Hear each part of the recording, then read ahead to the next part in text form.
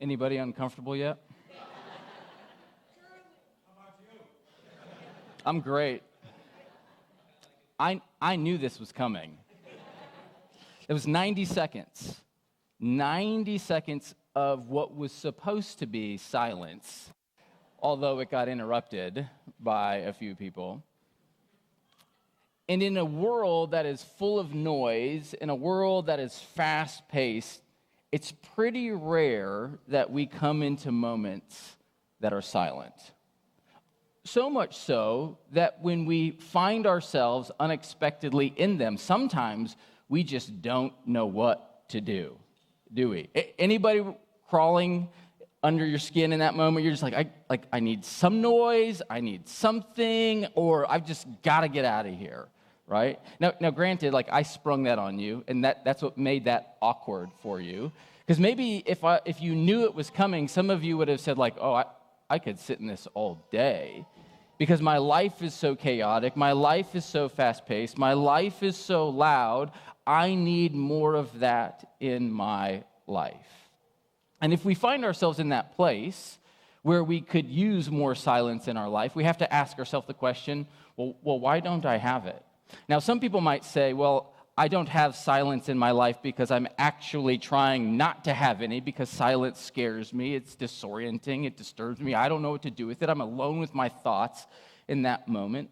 But then there are other people who would say, I would love more silence and stillness in my life.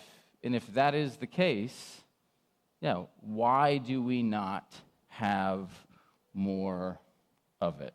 And what can we do to get it? So we're in this series titled Formed, and it's paired with our summer reading plan. It's called the Summer of Formation. And what we're doing through this reading plan is just highlighting different practices that can help us be intentional about how we grow in our likeness of Jesus Christ. Because the assumption of the New Testament is that the more you follow Jesus, the longer you follow Jesus, your life should look more and more like his. Your character should look more and more like his. And these practices that we're talking about through this series and through the Summer of Formation reading plan help us get there. Now, when talking about formation, it's helpful to have a simple working definition of formation, because that can kind of seem like a vague concept. What does it mean to be formed in some capacity? And our definition of formation is simply this: the process by which your thinking, feeling, and acting in the world is developed.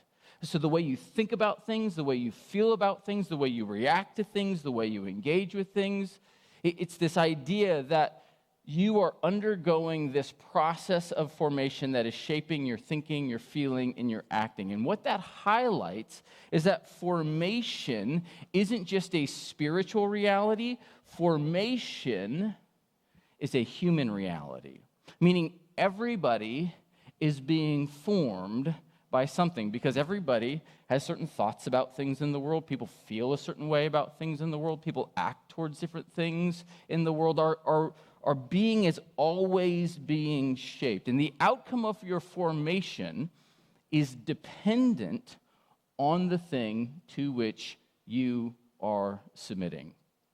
So one of the things we've started over the last couple of years as a church here is a podcast. We have a podcast that runs kind of sporadically throughout the year. If you've never heard of that, it's the Discover Podcast. You can find it on Spotify. You can find it on YouTube. This fall, we'll be releasing new episodes. You can go check that out. And earlier this spring, we were talking about this idea of formation on the podcast, kind of promoting our summer reading plan, promoting this series a little bit. And I was with Jake and Monty on the podcast, and I said, hey, what is your working definition of formation? And Monty actually had not a definition, but he had a great analogy that was very youth pastor-esque. He said, what comes to my mind initially are Legos, right? If you've ever raised kids who played with Legos, you probably have buckets and bins of Legos all over the place, right? Or at one point in time had them.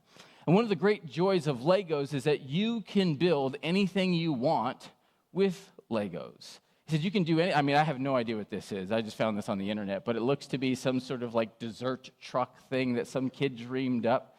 which is great. You can do that with Legos. But if you want to build something pretty cool and spectacular and big, like, for example, say a Lego city, you probably need to follow some instructions. You probably need to submit to yourself to some intention, some design, some way of going about building that set in order to have that outcome. The thing to which you give yourself, the thing to which you submit yourself will ultimately shape you. And the reality is we're all being formed by something because we're all giving ourselves to something. For some of us, it's the 24/7 news cycle in our world and the politics that are espoused in that. That is shaping your thinking, your feeling, and your acting and reacting in the world more than anything else. For some of us, it's social media. We're giving ourselves to social media hours on end every day, and the things that are coming out there, right? Social media is just becoming an echo chamber, and it's just giving you more of what you're already looking at, and that over time is significantly shaping some of us. For others, it's the entertainment that we consume constantly. For some of us, it's the expectations that our family have of us. We're giving ourselves to those, and those are the things that are shaping us. And the call of the Scriptures is that we would be formed more and more to the likeness of Jesus Christ. That's what we read in Philippians 2, verse 5. Paul writes, "In your relationships with one another, have the same mindset as Christ Jesus." Your thinking should mirror that of Christ. Your feelings should mirror that of Jesus. Your acting and reacting in the world should, over time, look more and more like Jesus if you have the mind of Christ. Romans 12:2 says, "Do not conform to the pattern of this world. Don't give yourself over to the things of this world so you mirror the world. Rather, be transformed by the renewing of your mind." Paul goes on to say this is actually one act of worship.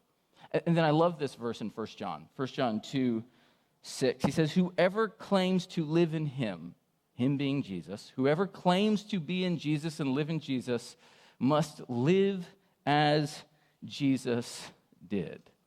Now, when it comes to formation, there are two primary things that actually form us. Those two things are, one, our environment, or the community we put ourselves in, and then two, our practices and habits in which we engage. Those two things, over time, will form you no matter what it is you're doing or who it is you're spending time with. And so that means if we're going to become and live like Jesus, if we're going to submit ourselves to him, we at some level must do the things that Jesus did.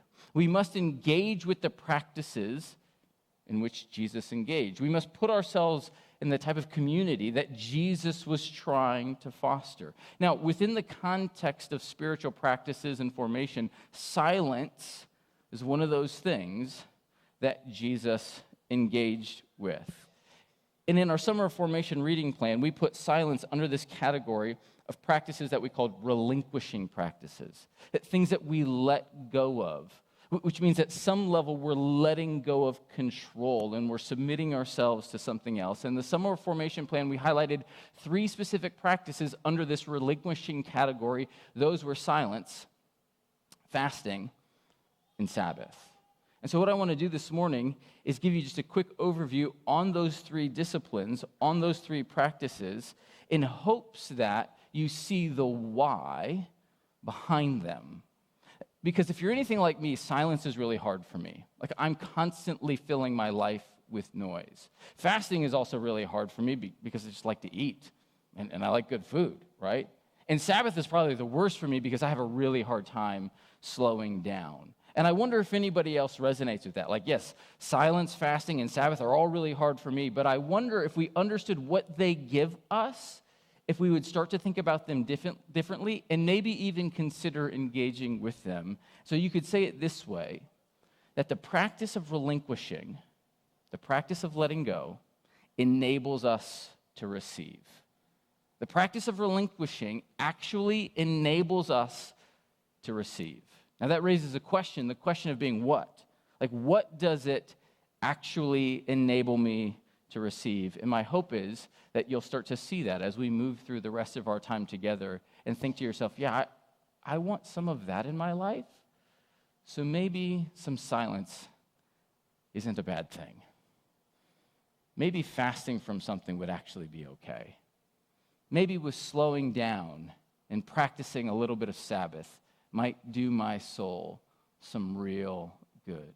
So first, let's take a look at silence. Now, we could just talk about silence in general, but oftentimes, two other practices that are associated with it, that kind of go with it, are this idea of solitude and stillness.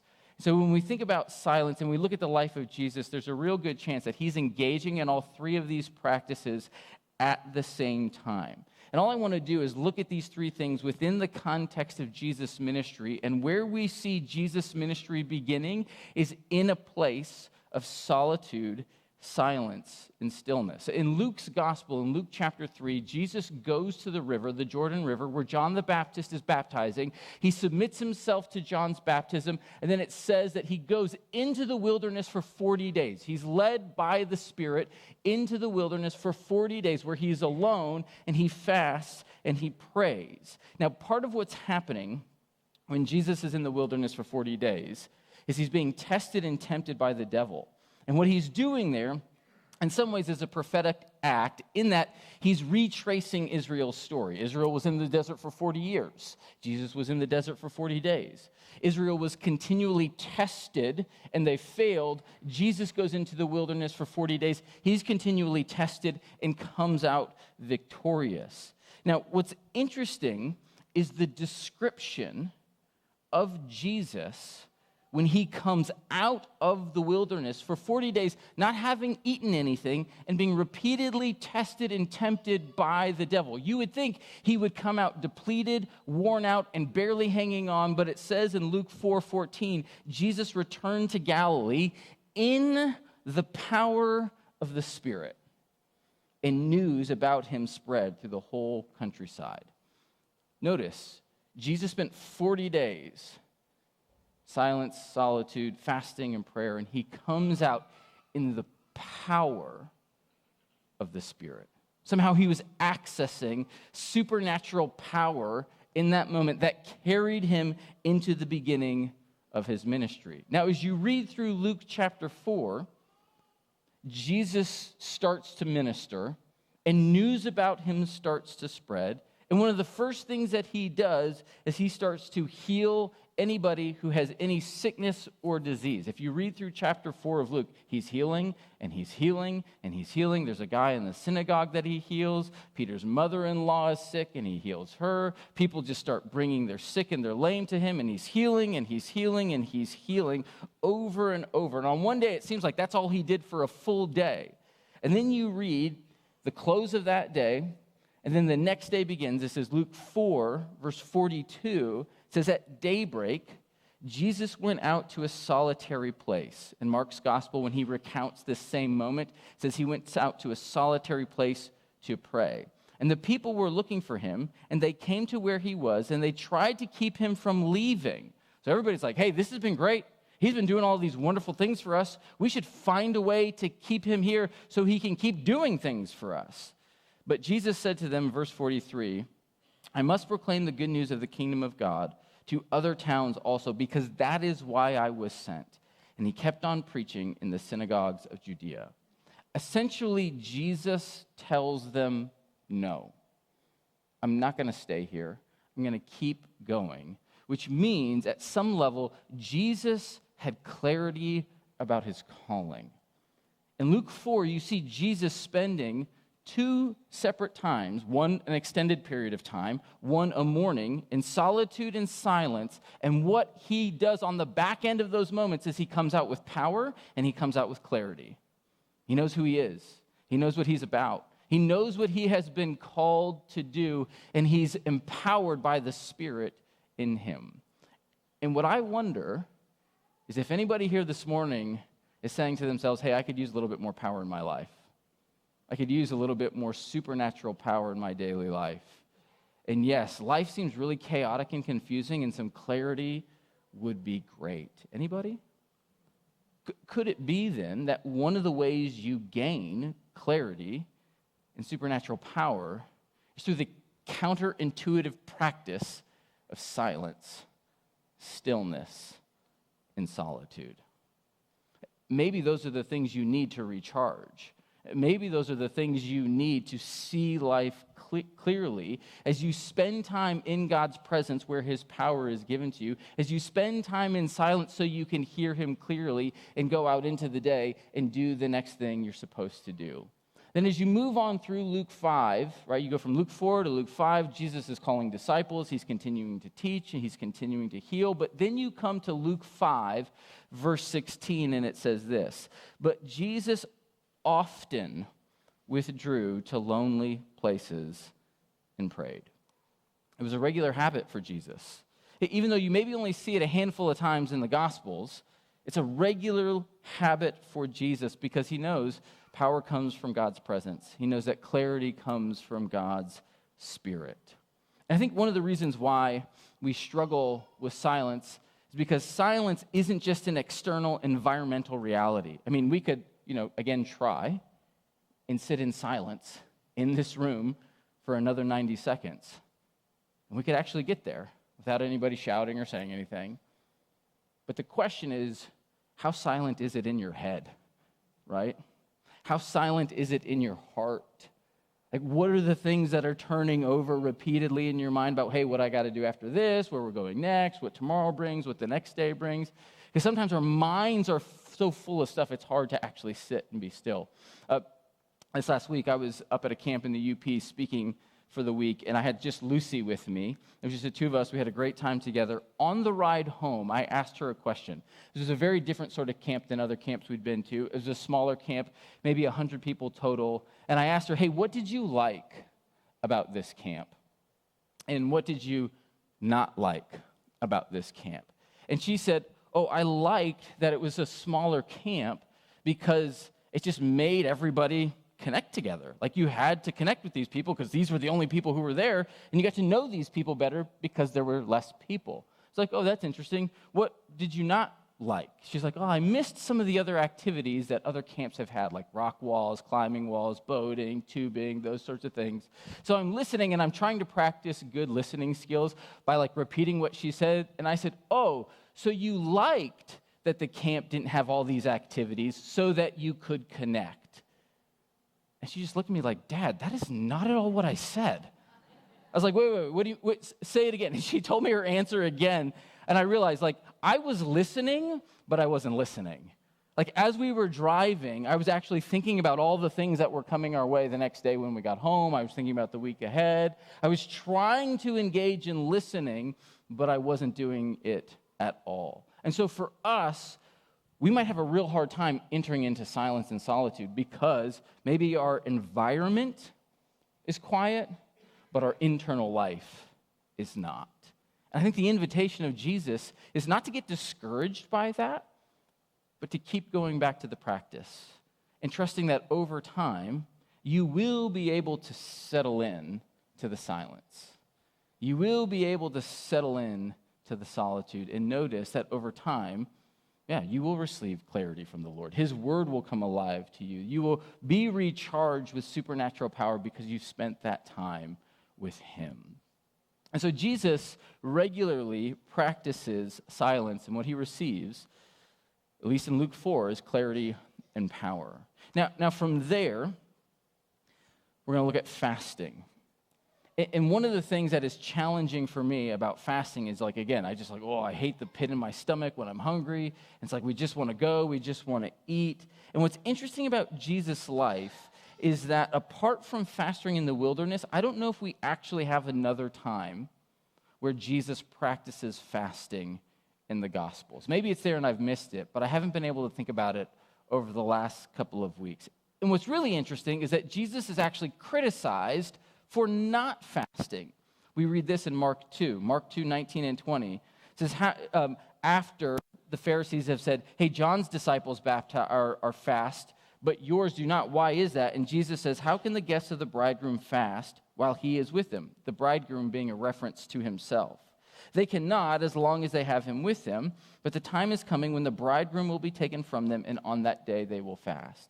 Essentially, he's saying, hey, God has come to be with you in me. Like, I'm God in the flesh. This should be a time for celebration. You're missing it. You're not realizing who I am and what I'm doing. There will be a time when I do leave, and that's a time when fasting will be appropriate for the disciples. But he's saying you're missing the whole point of what's going on with my presence with you. Now, that doesn't mean Jesus doesn't encourage fasting. Or again, we see that he does it in Luke 4. He teaches about it in the Sermon on the Mount. Jesus probably also regularly engaged with fasting, but he shows here that there's a purpose for fasting. It's not just a discipline for the sake of being disciplined, but usually people fast because they're trying to receive something. It could be discernment. It could be preparation for something. It could be a practice of repentance and sorrow. But what fasting does, regardless of the exact reason why people are engaging with it, is it teaches us dependence. Like, this whole idea of relinquishing things, the practices of relinquishing, in some ways means we're relinquishing control. Relinquishing the control of our life. Like, when I'm hungry, I eat. And I make that decision rather than entering into a moment where I'm going to be okay with maybe not taking control of my own hunger. It's this practice of dependence, trusting that God will provide. He will provide even spiritual, supernatural nourishment in the face of our physical hunger, which highlights for us that there is something greater in this world that can sustain you beyond food. There's this really interesting passage in John 4.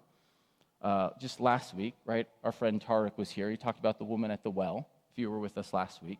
And at the back end of that exchange with this woman at a local well, she leaves, she's excited, she's met Jesus, he's changed her life. The disciples had gone into town to buy food. Jesus spends this moment with her by himself. She leaves, they come back, and they try and give him some food that they just went into town to buy. And he's like, no, I have food that you know nothing about. And the disciples have no idea what Jesus is talking about. They're like, did he pack snacks and not give us any? Is that what's going on here? Like, does he have a sandwich stuck in his pocket somewhere? Like, they don't get it. He says, I have food that you know nothing about. And then he goes on to say this. This is John 4, verse 34. My food is to do the will of him who sent me and to finish his work. See, when you're fully living for the Lord, when you're fully connected to the Lord, satisfaction isn't found simply in consumption, but it's found in devotion to him. It's also found in engaging in his mission to the world, that you realize, like, oh, I can be satisfied in him alone. See, in a consumeristic society, we often associate joy and satisfaction being found in what we consume.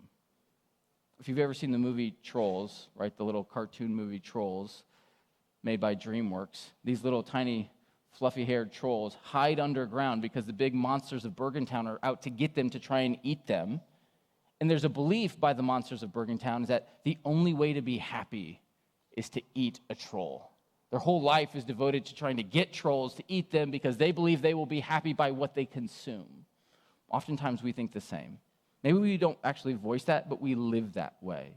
We tell ourselves, I will only be satisfied if I can consume this, if I can watch this, if I can go on this trip, if I can make this much money, if I can have this car, if I can live in this type of house. We think consumption is our path to joy, but fasting is a regular practice that reminds us that there's actually greater joy found in Jesus.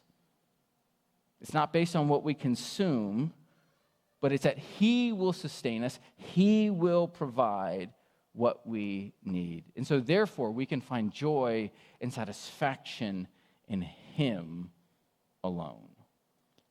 And so what does that mean for us if we're struggling with silence, if we're struggling with fasting, and we think, well, man, I just got to go do this big old thing. I got to go sit in silence for a whole day. I got to go fast for a whole day or a full week. And maybe instead of having that pressure on you, you can practice little moments of silence. You can practice seasons or moments through your day of fasting. Maybe it could be the car ride to work. Hey, again, I'm the first one to say that that's hard for me because I'm quick to put on a podcast. I'm quick to put on music. There's music playing in our house all the time. And as of late, usually when I'm cooking, I've put something on, and as of late, I'm just going to try 10 minutes of silence and just be present to the Lord as I'm doing this thing. And just say, Lord, here I am. It's not uncommon that when I'm struggling with writing a sermon or I hit a roadblock, I'll just sit. I'll just say, Lord, here I am. I don't know what to do in this moment. I'm just going to practice stillness and silence before you. I have to be careful because if I lay down on my couch, I'll probably fall asleep. But if I'm sitting upright, sometimes some things come, sometimes they don't. But it's just this practice of saying, Lord, here I am. Same can be said of fasting. And again, maybe it's not just fasting from food, but it's from entertainment. Hey, tonight, instead of watching a show and turning off my brain, I'm going to try and do something else. I'm going to fast from media. I'm not going to be on my phone constantly. I'm going to pick this hour of the day and put my phone aside, trusting that even though the world is continuing to spin, I don't have to be connected to it all the time. And so just finding little ways to practice. And we talk a lot about kairos moments, those moments of disruption, those moments where something is stirred in us. Pay attention to how you respond to those moments of silence, stillness, fasting, and even Sabbath.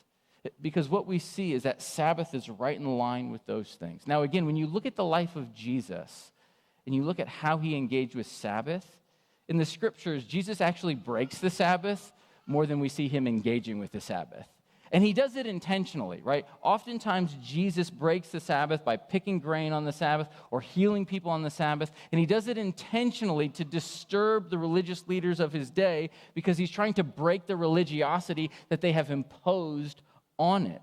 And this is what Jesus says after some Pharisees challenge him about picking grain on the Sabbath. He says this is Mark 2:27 and 28. The Sabbath was made for man, not man for the Sabbath, so the Son of Man is even Lord over the Sabbath. He says, you've missed the intent of all of this, which we could say the same about silence. We could say the same about fasting. You've missed the intent. The intent isn't to be disciplined for the sake of discipline. The practice is to be disciplined and try these things so that you are formed to the likeness of Christ and specifically engage with him in the process. They've missed it completely. And what Sabbath does for us is it brings us two things. One, it brings us rest. Jesus says, come to me, all you who are weary and heavy laden, and I will give you rest. But it also shapes in us a sense of identity. Again, if you're anything like me, you base your identity on what you do, produce, and achieve. I look at these things, I'm like, this is who I am. But the scriptures teach us that our identity is found in Jesus. And the practice of Sabbath was given to the Israelites when they first come out of slavery in Egypt, because their sole identity when they were slaves in Egypt was that their worth and their value was based on how many bricks they could make for Pharaoh to build his empire. Their identity was brick makers. And then Jesus brings them out into the wilderness. The Lord brings them out into the wilderness to say, it's not about what you produce or achieve or do. It's that you are my special, treasured possession. You are my sons and daughters. You are part of my family. Your worth and value isn't in what you do. It's that you belong with me. Your worth and value isn't found in your job. It's not found in your title, the status you have, how much you can accomplish in a day, how productive you can be. It is solely found in him. And so Sabbath is a reminder that we aren't what we do. We aren't what we achieve.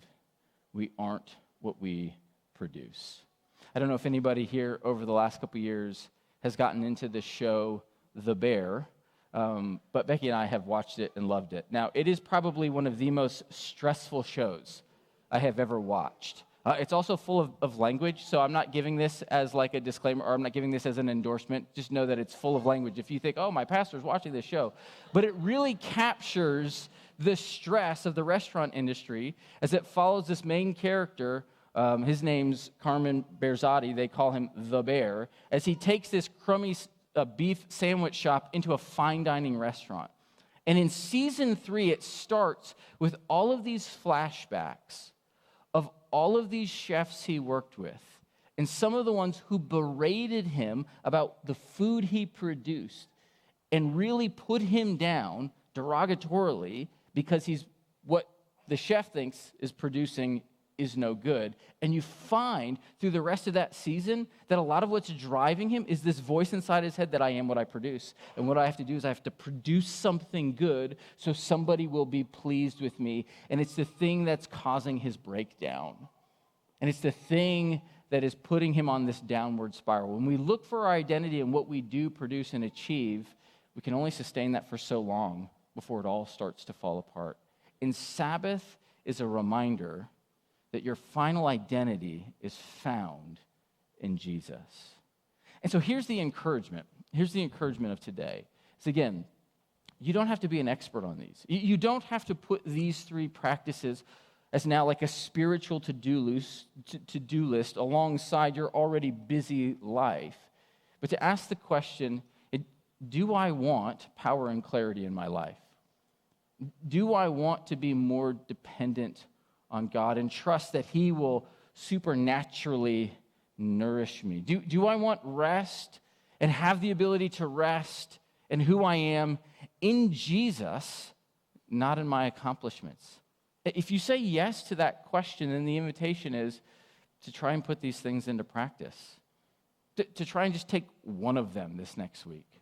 And say, where is one element, one moment in my day, one day of the week that I can try to put this into practice and just see what happens? Because again, the idea is that the practice of relinquishing enables us to receive. It enables us to receive not just power and clarity and dependence and all those other things we mentioned. It enables us to receive more of Jesus and realize that the joy that we have in this life, again, isn't found in consumption. It isn't found in proving ourselves through what we can do. But the joy that we can have in this life is actually found in relationship with him. So it was like Wednesday of this last week. We were about halfway, Lucy and I were about halfway through the week of this camp. And the flow of the day was we would wake up, go to breakfast, we'd have chapel, and then the rest of the day was basically free time. And so she came to chapel with me. We had breakfast. She came to chapel with me. We went back to our cabin to kind of get resettled for the rest of the day. And she put her phone down on the counter. And then from there, we had about an hour or so before lunch, and we did a few things, and then we left to go to lunch. And I noticed that she left her phone on the counter. We went through the rest of the day. We went hiking. She played volleyball, played soccer. It was a little bit before dinner, and I was going back just to get changed. She's like, Dad, I'm going to keep playing. I'm having fun. It's like, great. I noticed her phone was still on the counter. Go through dinner, had an evening activity. It wasn't until 10 o'clock at night that she asked about her phone. She was disconnected from her phone for almost 12 hours. And what I found was that she was so dialed into the relationship with all the kids she was hanging with. She was having so much fun because she didn't have to worry about this thing that was constantly distracting her. She was able to settle in, enjoy who was around her, and enjoy what we were doing. And I think that's a great picture for why we let certain things go, even if it's just for a slice of the day, because it gives us the capacity to connect with God and enjoy him and find fulfillment not in what we do, not in what we consume, but we find fulfillment in him. The practice of relinquishing enables us to receive. And so if you're in a place where you're like, hey, I'd like to try this, but I don't fully know what to do, like come talk to me after, talk to Chris after, talk to Jackie, talk to our different elders. Like we want to engage you in conversation about how you can practice these things, ultimately so that you can become more like Jesus, but even more specifically so that you can find greater enjoyment and fulfillment in him. So may you see the desire of the scriptures is that you would become like Christ. May you be willing to step out and try the things that Jesus did so that you can become like him. And may you find that there's great fulfillment and joy when you do. Lord, we thank you so much for who you are. We thank you so much that you have given us a life, your life, the life of your son, Jesus Christ, to be the guide, the model for what it means to find rest, fulfillment, satisfaction in him. And so, Lord, I pray that you would give us eyes to see, that you would give us hearts that long maybe for a different way to live, and that we would have the courage to step out and try it and put it into practice. We pray this in your name. Amen.